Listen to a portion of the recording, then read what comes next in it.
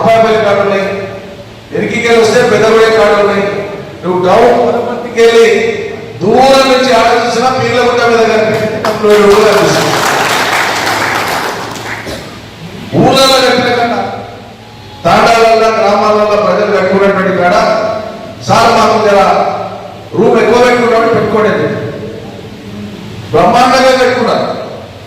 పేదవాడు మంచి కట్టుకొని ఆనందంగా ఉంటే సంతోషపడాలి కదా. గీత గీసేంతే కట్టు లేకుండా నీకు ఇట్లా అనడంలో ఉద్దేశం ఏంటంటే వీలైనన్ని ఇల్లు తగ్గించే మార్గం ఏంటి, ఉపాయం ఏంటని మీ కోటి పెట్టింది. దానికి నేను పేరు పెట్టి ఇట్లా ప్రతిదీ కొద్దిగా చేసి మొత్తం చేసినాము అనేటువంటి ఒక భారీ ప్రచారం చేసుకొని బయటపడాలనుకుంటున్నారు కాంగ్రెస్. మొన్నటి మొన్న రైతు బంధు సరే కేసీఆర్ 15,000 ఇస్తాను కమ్మాలు కొట్టిండు, బాగుంది. కొట్టి కేసీఆర్ రైతులకే ఇస్తున్నాను, నేను కౌలు రైతులకు కూడా ఇస్తున్నాను. కౌలు రైతులు కాదు, గ్రామ వ్యవసాయం పని చేసుకునేటువంటి వ్యవసాయ కూలీలు ఉంటారు కదా, వాళ్ళుగా 12,000 ఇస్తాను.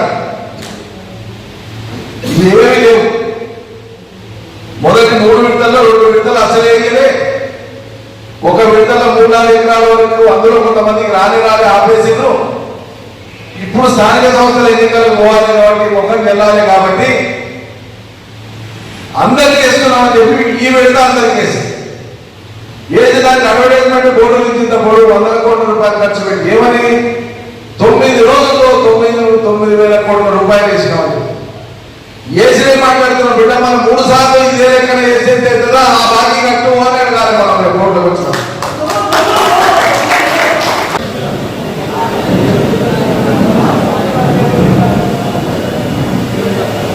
ఎక్కడ కాకుండా కూర్చుంటే కుర్చీ తెచ్చుకో, ముందర తెచ్చుకో,